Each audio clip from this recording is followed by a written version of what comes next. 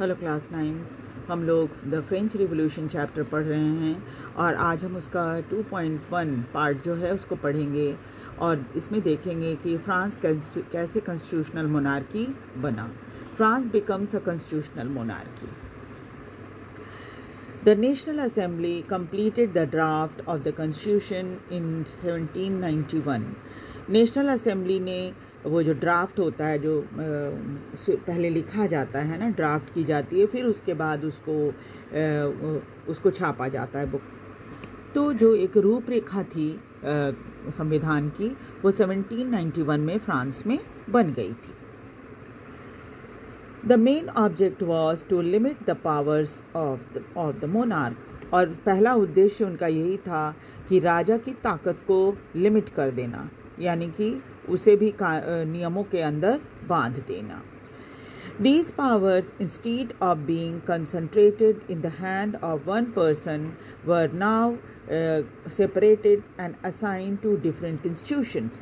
और बजाय एक व्यक्ति के हाथ में ताकत देने के संवैधानिक रूप से जो पावर्स थे उसको बांट दिया गया 3 अलग अलग इंस्टीट्यूशन में, the legislature, executive and judiciary. यानी कि लेजिस्लेचर, एग्जीक्यूटिव और जुडिशियरी में उस सारी पावर को डिवाइड कर दिया गया। ये आप शुरू से ही पढ़ते आ रहे हो, है ना। 7th-8th क्लास में भी आपने इसके बारे में पढ़ा होगा। This made France a constitutional monarchy. इस तरह से फ्रांस जो है एक संवैधानिक राजतंत्र बन गया था। Figure 7 explain how the new political system worked. और ये जो फिगर 7 दिया हुआ है नीचे में, ये दिखाता है कि फ्रांस में किस तरह से जो पॉलिटिकल इंस्टीट्यूशन नया बना था वो काम कर रहा था। अब देखिए इसमें क्या है, जुडिशियरी, एग्जीक्यूटिव और लेजिस्लेचर हो गए, और राजा जो है कि सभी नेशनल असेंबली के ऊपर राजा जो है नेशनल असेंबली के कंट्रोल में था। मिनिस्टर सारे नेशनल असेंबली के कंट्रोल में थे, ठीक है। और जनता वोट देती थी और वोट देकर नेशनल असेंबली को बनाती थी। इसमें सभी सदस्य थे, है ना, सभी थे। एक्टिव सिटीजन भी थे, पैसिव सिटीजन भी थे, और वीमेन बिलो 25 ईयर्स। हालांकि जो महिलाएं थी तब उनको वोट डालने का अधिकार तो नहीं था। The Constitution of 1791 vested the power to make law in the National Assembly. Constitution जो 1971 में फ्रांस में बना था, उसमें सारी ताकत नेशनल असेंबली को दी गई थी कानून बनाने की, which was indirectly elected. और ये नेशनल असेंबली के जो मेंबर्स थे वो इनडायरेक्टली इलेक्ट होते थे। इनडायरेक्टली इलेक्ट होने का मतलब क्या हुआ कि हम एक कंस्टिट्यूएंसी से एक नेता को हम चुन लेते हैं ना, और वो हमारा रिप्रेजेंटेटिव बन जाता है। तो फ्रांस में भी ऐसे ही किया गया था। This is the citizen voted for the group of electors who in turn choose the assembly. और क्या होता था, पहले नागरिक जो है एक ग्रुप कुछ इलेक्टर्स को जीतते थे और वोट देते थे, जीतते नहीं थे, वोट देते थे कुछ इलेक्टर्स को, और फिर उसके बाद जो है वो नेशनल असेंबली उसी से चूज़ किया जाता था। Not all citizen however had the right to vote. जैसा मैंने पहले भी बताया, बहुत सारे नागरिकों को तो वोट डालने का अधिकार उस समय नहीं था। Only men above 25 years of age who paid taxes equal to at least 3 days of the labor wages were given the status of active citizen. सिर्फ वो पुरुष जिनकी उम्र 25 वर्ष से ज़्यादा थी और जो टैक्स देते थे, यानी 3 दिन की जो दिहाड़ी बनती है ना, उतना पैसा वो अगर टैक्स देते थे तो फिर उनको एक्टिव सिटीज़न यानी उनको वोट डालने का अधिकार दिया जाता था। That is they were entitled to vote. Active citizen मतलब कि उनको वोट डालने का अधिकार था। The remaining men and all women were classed as passive citizen. बाकी सारे पुरुष और महिलाएं जो थीं उनको passive citizen कहा जाता था।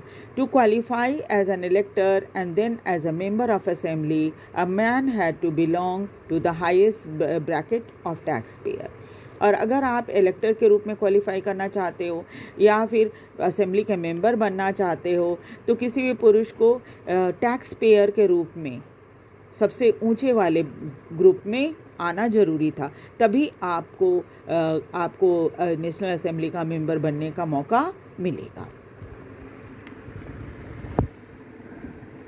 The Constitution began with the Declaration of Right of Man and Citizen.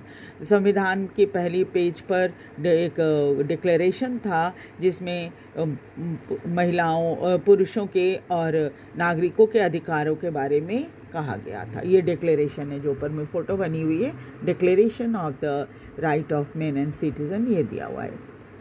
ठीक है। Right such as the right to life, अधिकारों में जीवन का अधिकार, फ्रीडम ऑफ स्पीच, स्वतंत्रता, बोलने की स्वतंत्रता का अधिकार, फ्रीडम ऑफ ओपिनियन, अपने विचार रखने का अधिकार, इक्वालिटी बिफोर लॉ, कानून के सामने समानता, were established as a natural and inalienable right, और इसे स्वाभाविक और एक इनएलिएनेबल, मतलब इससे आप उसको दूर नहीं कर सकते। लोगों को, नागरिकों को आपको ये अधिकार देना ही होगा, है ना, इसे आप हटा नहीं सकते।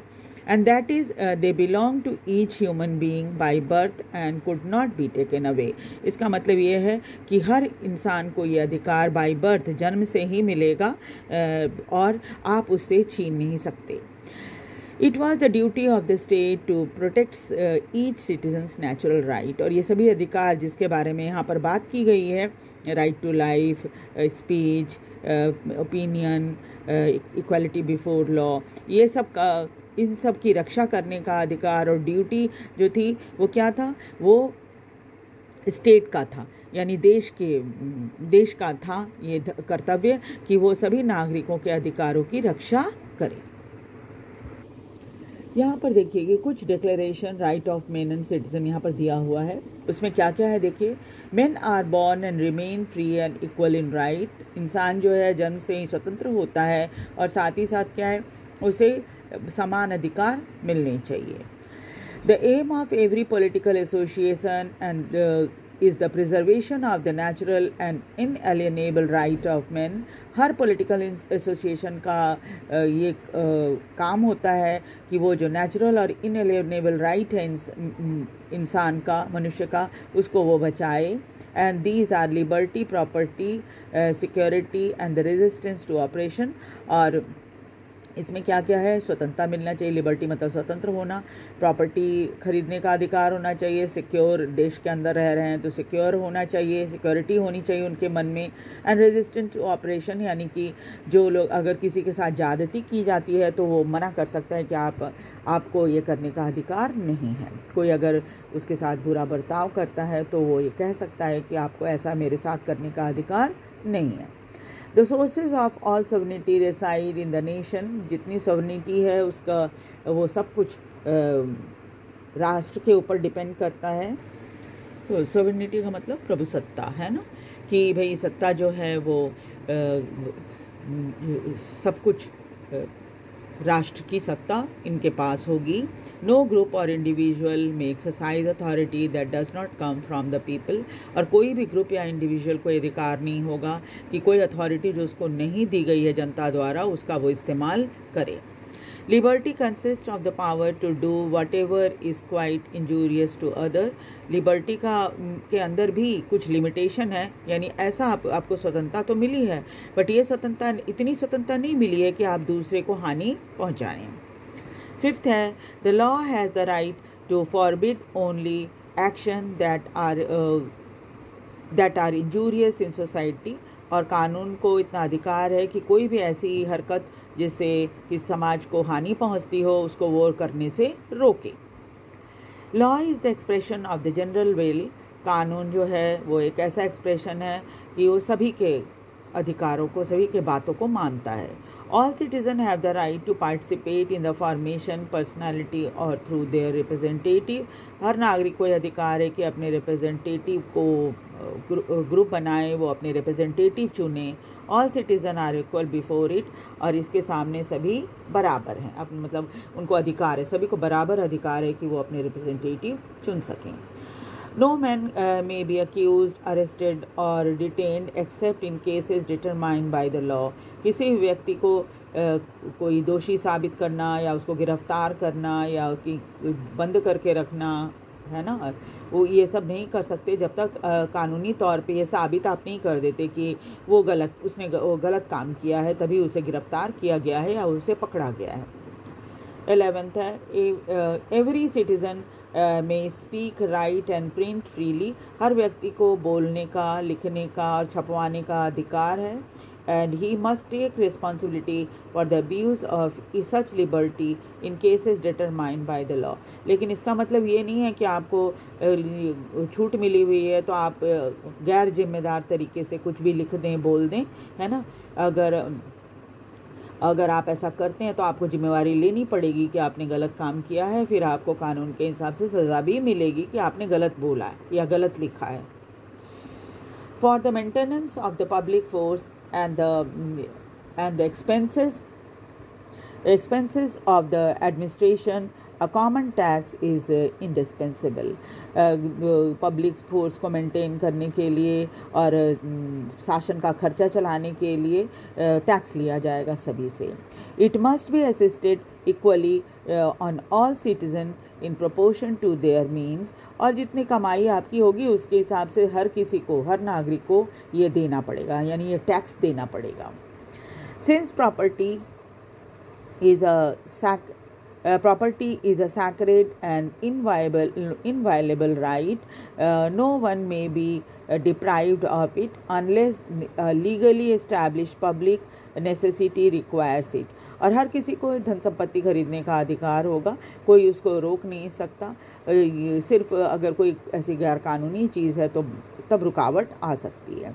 In this case just compensation must be given in advance. और अगर कोई ऐसा है कि भाई सरकार को उस संपत्ति को लेना है, ज़रूरत है उसको लेने की, जैसे आप देखते हो ना कि सड़क बनाते हैं, रेल बनाते हैं, आपने देखा हो खेतों के बीच से रेल होती है, खेतों के बीच से सड़क होती है, तो वो ज़मीन किसी किसान की होगी तो उसको क्या होता है कंपेंसेशन। अगर सरकार लेती है वो ज़मीन जगह तो क्या होता है, उसको कंपेंसेशन देती है उस किसान को या उस व्यक्ति को जिसकी वो जगह है। तो इस तरह से क्या है, एडवांस में उनको कंपेंसेशन दिया जाएगा। तो ये तो था फ्रांस का the declaration of right of man and citizen है। ठीक है, तो नेक्स्ट क्लास में हम आगे चैप्टर को पढ़ेंगे और आगे जो पार्ट हम पढ़ेंगे वो है France abolishes monarchy and becomes a republic. किस तरह से मोनार्की को बिल्कुल ख़त्म कर दिया गया फ्रांस में और फ्रांस एक रिपब्लिक बन गया। ठीक है, लोकतांत्रिक देश बन गया। तो नेक्स्ट क्लास में हम इसको पढ़ेंगे। वीडियो को देखिए, लाइक और सब्सक्राइब कर दीजिए। बीच बीच में मैं MCQ भी डालती रहूँगी, पहले भी मैंने आपको बताया हुआ है। आप MCQ के लिए कॉपी बना लीजिए और जैसे जैसे मैं MCQ डालती हूँ आप उस कॉपी में नोट डाउन करते जाइए। आपने देखा ही होगा MCQ में मैंने जो ये है आंसर है उसमें भी टिक लगा दिया है। तो आपके लिए बहुत आसान है, उसको सिर्फ नोट डाउन करना है और डेली उसको पढ़ते रहना है ताकि आपको एग्ज़ाम तक सारा याद हो जाए और एग्ज़ाम में आपको आसानी हो इन क्वेश्चन के आंसर लिखने में। वैसे सभी समझते हैं कि MCQ बहुत आसान होता है और वहाँ तो ऑप्शन दिया रहता है, तो मैं आराम से बिना पढ़े ही टिक लगा दूँगा। ये गलतफहमी आप अभी से ही मन से निकाल दीजिए। बिना पढ़े आप MCQ में भी आंसर नहीं दे पाएंगे। ठीक है, तो अच्छा होगा कि आप अभी से MCQ के लिए कॉपी बना लीजिए और उसमें सारे MCQ जहाँ से भी आपको मिलता है, सिर्फ मेरे ही वीडियो से नहीं, कहीं से भी जहाँ से भी आपको MCQ मिलता है उसको उस कॉपी में नोट डाउन करते जाइए और डेली एक बार आपको समय निकाल कर उसे पढ़ लेना है। धीरे धीरे आपको सारे आंसर याद हो जाएंगे। Thank you very much. मेरे वीडियो को लाइक और सब्सक्राइब भी ज़रूर कर दीजिएगा।